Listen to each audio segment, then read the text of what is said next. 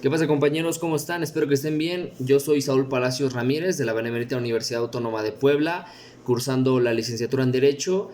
Y en esta ocasión estamos en la materia Amparo número 1, impartida por el catedrático José Miguel Osorio Santiago, cumpliendo con la actividad número 5, medios de control de convencionalidad, ex oficio y regularidad.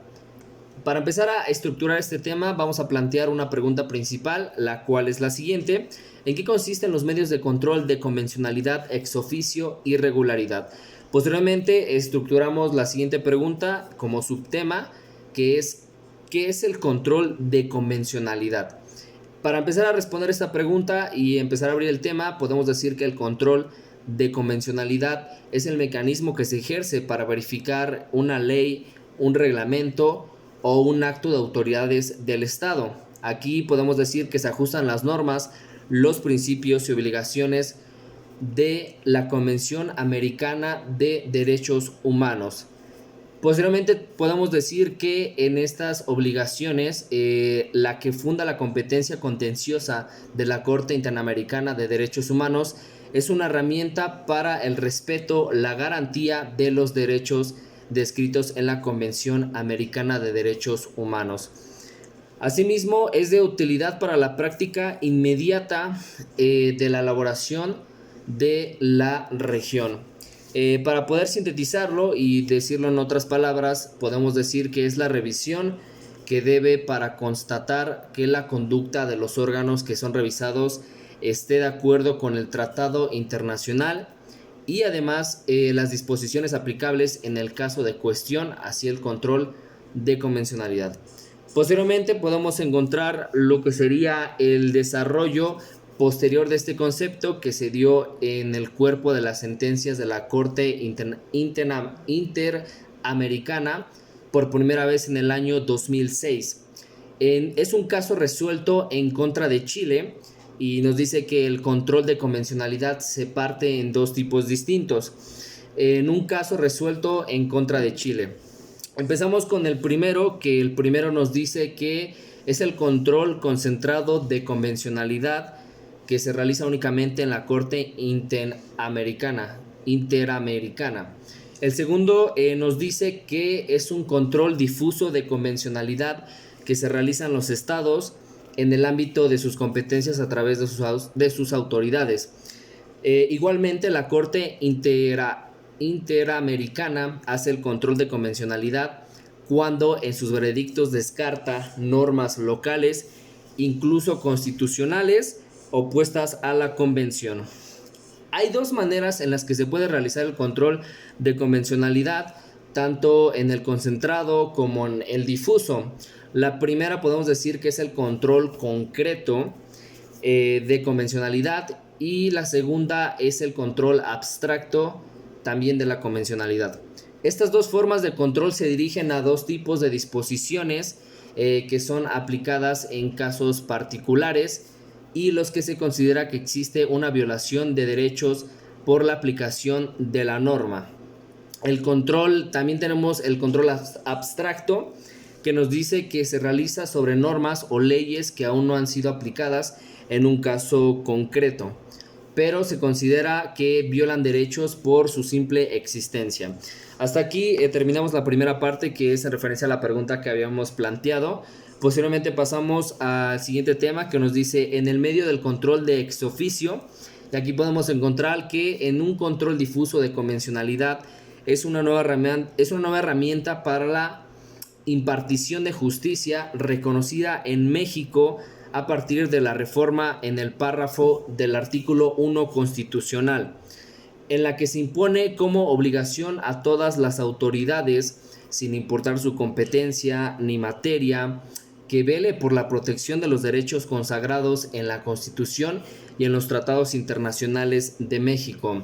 Por otra parte, también nos dice que son dos principios rectores, que es la interpretación conforme a partir de la sentencia condenatoria que recibió el Estado por parte de la Corte IDH en el caso de Rosendo Radilla Pacheco por diversas violaciones cometidas en contra de los derechos humanos de esta persona. Principalmente su desaparición forzada fue sustentada en vía de cumplimiento que originó el expediente en el año 2010, analizado más bien por la Suprema Corte de Justicia de la Nación. Órgano que hasta la fecha sigue emitiendo criterios jurisprudenciales de convencionalidad, el control difuso, que implica a todas las autoridades, ya sea federales, locales, de convencionalidad, civil, familiar, penal, laboral, administrativo y agrario, que deberán ejercer control de convencionalidad, siendo esta una obligación de ex oficio.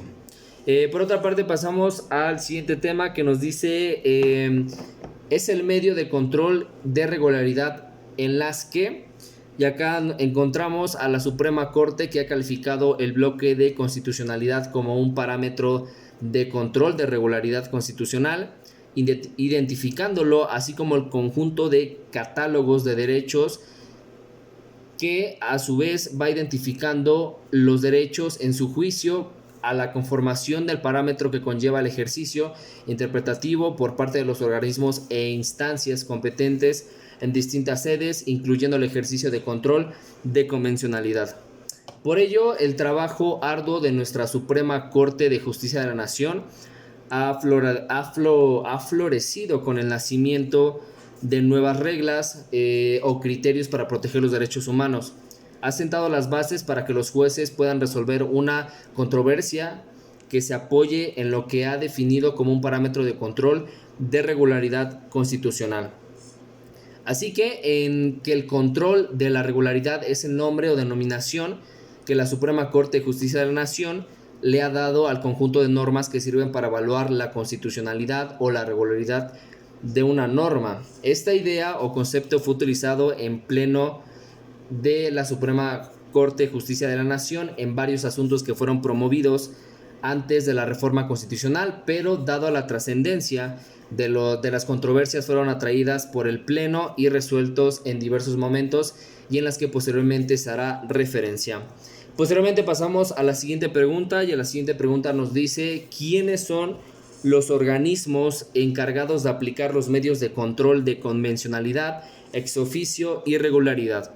Aquí podemos responder que básicamente en el control de convencionalidad, como ya se mencionó anteriormente o en la parte introductoria de este video, debe de hacerse principalmente siguiendo el parámetro de Convención Americana de los Derechos Humanos y su jurisprudencia. Eso sería en la cuestión del control de la convencionalidad, que en conclusión principalmente es a través de la Convención Americana de los Derechos Humanos y su jurisprudencia. También los órganos son por el Poder Ejecutivo, Federal y aprobación del Senado de la República y Judicial. También podemos decir que en la Suprema Corte fijó básicamente los tribunales colegiados que deben ejercer el control de regularidad constitucional, que es difuso o ex oficio, al ser un mandado constitucional fundamentado y motivado de manera clara en sus resoluciones. Por ello tendrá que conocer no solo las leyes internas, sino también todos los tratados internacionales que México ha suscrito, e incluso conocer la jurisprudencia emitida por la Corte Interamericana de los Derechos Humanos, por lo que resulta indispensable la actualización y el estudio constante de las autoridades. También podemos decir que este control de regularidad es denominado como el conjunto de normas que sirven para evaluar la constitucionalidad o regularidad de una norma. Ya para finalizar con este video, para cerrar con este video, vamos a dar una pequeña conclusión que prácticamente es mi opinión personal. Y en mi opinión personal yo puedo decir que todos los medios de control que estamos analizando en este tema están basados en la Constitución Política de los Estados Unidos Mexicanos, en la Suprema Corte de Justicia de la Nación y en la Corte Interamericana de los Derechos Humanos. Y estos influyen de manera tanto directa como indirecta, como formal e informal en nuestro país, y estos están plasmados en la Carta Magna en base a antecedentes históricos, culturales, políticos y sociales. De esta manera concluimos con este tema. Espero les haya gustado y muchas gracias.